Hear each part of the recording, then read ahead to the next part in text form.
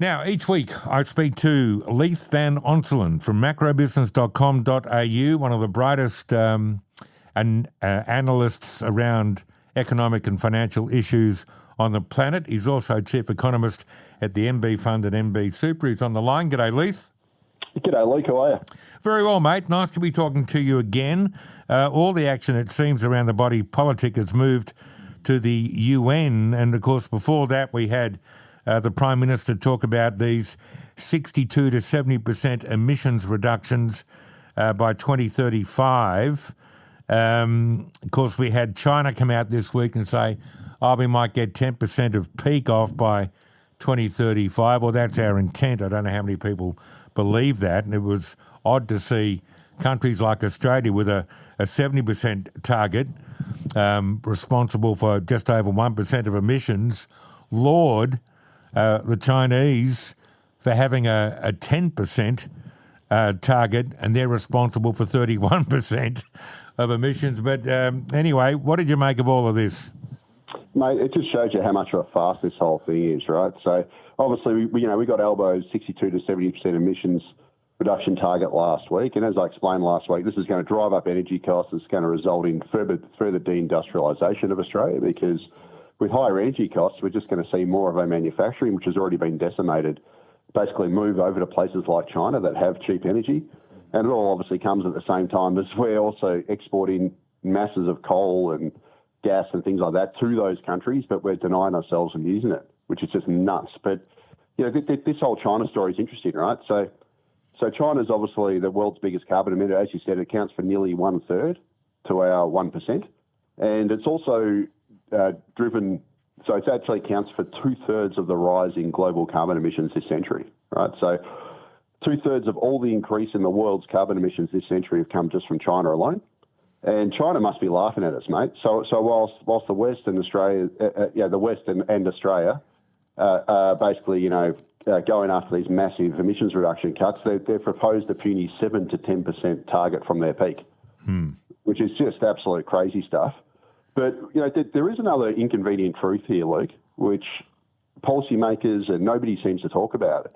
It's actually Australia's rampant population growth, right, which is going to make it a lot harder to meet Australia's carbon reduction targets, and is also going to run absolute roughshod through the economy. So, in the same week last week that Labor announced its emission reduction target, the Australian Bureau of Statistics also reported that the nation's population had grown by 423,400 in the year to March. Now, that's roughly the equivalent to adding an entire Canberra in 1 year, right? So we added almost an entire Canberra worth of extra people that are going to use energy, use resources, etc., and contribute to emissions.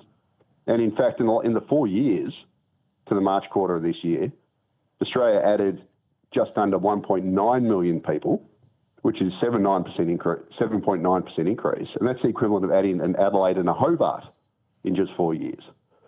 Right? So, so how are we going to meet these emissions reduction targets when Australia continues to grow like a science experiment through high immigration? Now, the official population forecast from the Centre for Population that's run out of the Australian Treasury, they forecast that over the next 10 years, so as we're trying to meet these fantastical targets, the population is going to grow by 3.8 million people, which is a 14% increase in the next 10 years, according to the Centre for Population. So that's like adding another Perth and Adelaide in the next 10 years, who are going to consume resources, energy, and all that sort of stuff. So what it means is that Labor's 62 to 70% emissions reduction target would mean that we need to reduce emissions per capita, so per person, by 70 to 80%, because the population is going to be 14% bigger, right? So this just shows you the fallacy of this stuff. And in fact, the long-term projection from the Centre for Population is that we're going to grow by 13.5 million people, or just under 50% in the next 40 years. So we're going to effectively add another Sydney, Melbourne and Brisbane to Australia's current population in 40 years. So how can Australia genuinely hope to reduce its emissions when its population is forecast to continue to grow aggressively every single year, which necessarily means we're going to have more energy users and more people consuming resources? And the irony here is that the same groups who always promote net zero and tell us we've got to cut our emissions are also often the ones that then advocate for rapid population growth through immigration. So they've got complete cognitive dissonance here. And just one final point on this, Luke. The federal government releases a report every 5 years. It's called the State of the Environment Report. So think of it like the intergenerational report, but for the environment. Yep. And it's done by a panel of scientists. And every single time this report comes out, and the most recent one was 2021, it shows that population growth has a very high impact on the environment, the natural environment, and actually has a higher impact than climate change. So population growth is graded by these scientists as being worse for Australia's natural environment than climate change. But here's the difference, Luke. Australia has a direct control over its population size through immigration and immigration policy, but we have zero influence over the global climate because we're only 1% of carbon emissions. Yep. So why won't the governments, the media, environmental groups and all that sort of stuff advocate to limit the one thing that Australia actually can control, which is its own population size, rather than trying to, control the world's climate, which we have zero impact on?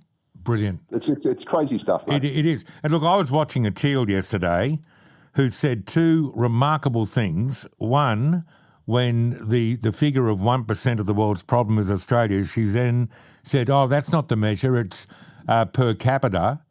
And this is another big Australian merchant. So this big Australian merchant wants to bring more people into a country that has a per capita climate challenge, which is complete madness.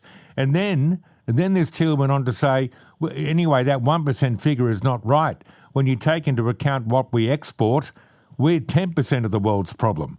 I mean, mate, they cannot lose. They play the numbers and they use them in such a way where, and it started with global cooling into global warming into climate change.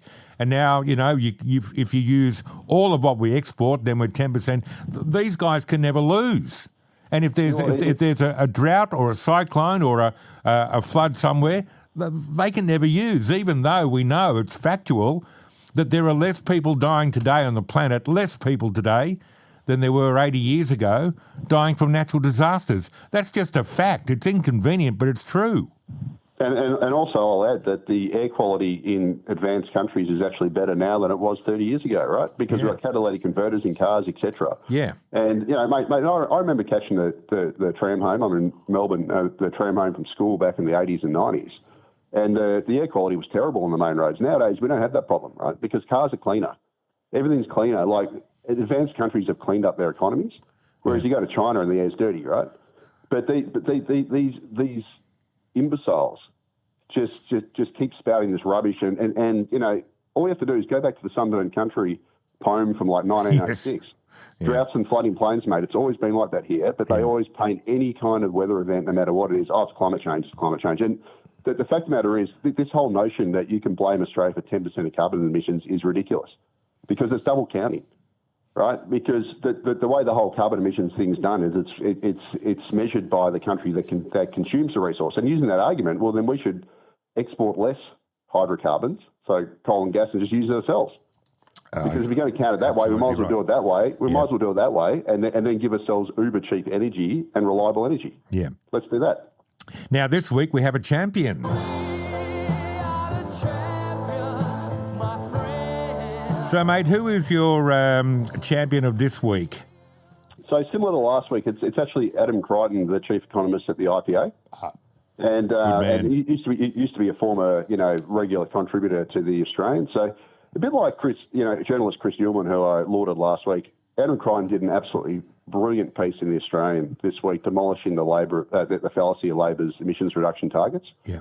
So basically, he totally wrecked Treasury's bogus modelling, which said that this whole transition, this whole 62 to 70% target would, quote, cost nothing.